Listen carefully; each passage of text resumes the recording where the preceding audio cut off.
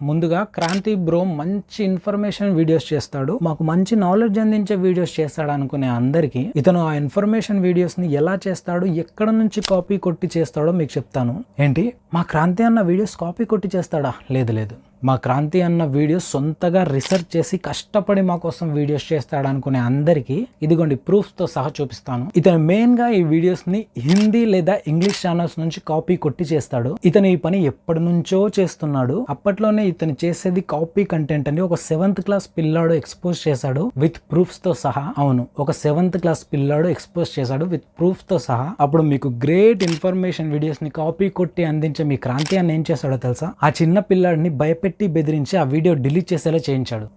అవును, కెమెరా ముందుకు వచ్చి ఒక విషయాన్ని సున్నితంగా మ్యానిపులేట్ చేసి చెప్పి మీ మైండ్ లో ఆ విషయాన్ని ఆలోచించే విధానాన్నే మార్చేసేలా చెప్పే మీ క్రాంతి అన్నే ఒక చిన్న పిల్లాడిని భయపెట్టి బెదిరించి ఆ వీడియో డిలీట్ చేసేలా చేయించాడు. కానీ మీ క్రాంతి అన్నకు తెలియని విషయం ఏంటంటే, ఒక వీడియో కెమెరా ముందు రికార్డ్ అయ్యి ఇంటర్నెట్ లోకి వచ్చిందంటే నువ్వు ఎంత గింజుకున్నా, నువ్వు ఎంత దాచాలని ట్రై చేసినా ఆ వీడియో ఎక్కడో ఒక చోట ఉండి తీరుతుంది. టైం వచ్చినప్పుడు అన్ని గోడలను బద్దలు కొట్టుకొని అది మన కళ్ళ ముందుకు వస్తుంది. అలాగే ఇప్పుడు జూమెడ్ వినయ్ అనే ఛానల్ ద్వారా ఆ వీడియో బయటకు వచ్చింది. ఆ వీడియో క్లిప్ నే ఇప్పుడు మీకు చూపిస్తాను, చూడండి.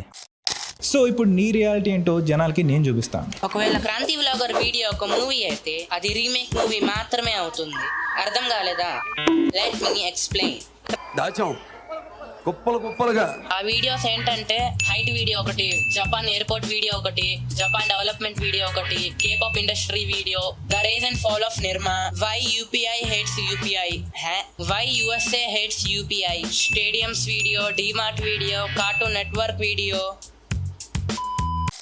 అలాగే జూమెడ్ వినయ్ అనే అన్న ఛానల్లో ఈ క్రాంతి వ్లాగర్ ని ఎక్స్పోజ్ చేస్తూ విత్ ప్రూఫ్స్ తో సహా ఒక వీడియో చేసి పెట్టాడు. కుదిరితే ఆ వీడియో చూడండి, డిస్క్రిప్షన్ లో లింక్ ఇస్తాను. హిందీలో గౌరవ్ ఠాగూర్ అనే ఒక ఛానల్ ఉంది. చెప్పాలంటే ఈ క్రాంతి వ్లాగర్ ఛానల్లో చాలా వీడియోస్ అందులో నుంచి కాపీ కొట్టి చేసిన వీడియోసే. నమ్మరా?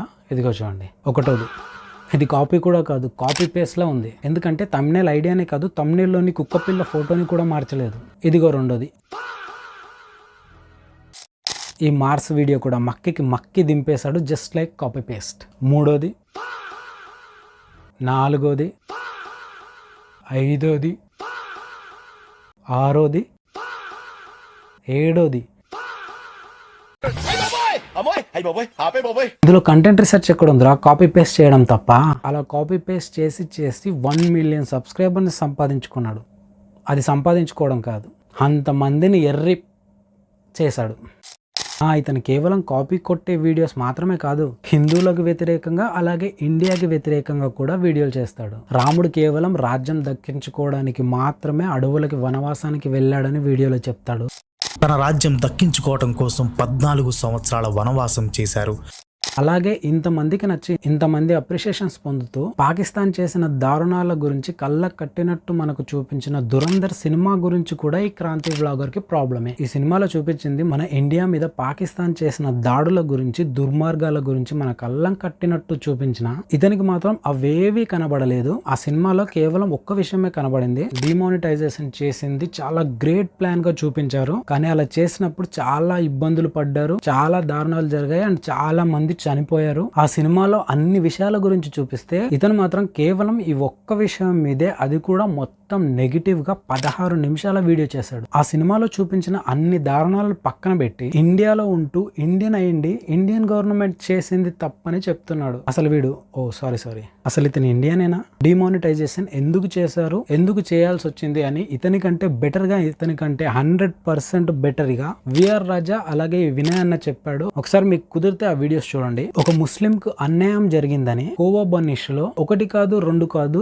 ఏకంగా 3 వీడియోస్ చేస్తాడు ఇతను మెయిన్ ఛానల్లో. కానీ అదే ముస్లిమ్స్ హోలీ రోజు కొట్టి చంపేసిన తరుణ్ ఇష్యూ మీద మాత్రం ఇతను మెయిన్ ఛానల్లో వీడియో చెయ్యడు. ఇతను ఇంకో ఛానల్లో కేవలం 3 lakhs సబ్స్క్రైబర్స్ ఉన్న ఛానల్లో వీడియో చేస్తాడు. అది కూడా ఆ 2 కుటుంబాలకి ఆల్రెడీ పాత పగలు ఉన్నాయి, అందుకే అలా జరిగింది. అది హోలీ వల్ల కాదు, వాళ్ళ కుటుంబాలకి ఆల్రెడీ ముందు నుంచి గొడవలు ఉన్నాయి కాబట్టి ఒక ఛాన్స్ వచ్చింది కాబట్టి ఇలా జరిగిందని ఆ విషయాన్ని నార్మలైజ్ చేసి చెప్తాడు. ఆ బెలూన్ పడగానే అక్యూజ్డ్ ఫ్యామిలీ పాత కక్షలను తీర్చుకోవడానికి ఇదే కరెక్ట్ టైం అని భావించి ప్లాన్ ప్రకారం వెపన్స్ తో దాడి చేశారు. గరికపాటి గారు నోరు జారి ఒక మాట అన్న ఎగ్ కాంట్రవర్సీ మీద ఇతను 15 నిమిషాల వీడియో చేస్తాడు. కానీ నిన్న కాక మొన్న శ్రీరామనవమి రోజు శ్రీరాముని గురించి క్రిస్టియన్స్ అంత పెద్ద పొజిషన్ లో ఉన్న ఒక అతన్ని శ్రీరామనవమి చేసుకొనివ్వము, శ్రీరాముని గుడి కట్టనివ్వము అని అంత పెద్ద పొజిషన్ లో ఉన్న ఆయన మీదనే దాడి చేసిన క్రిస్టియన్స్ మీద మాత్రం ఇతను వీడియో చేయడు. ఒకసారి మీరే ఆలోచించండి.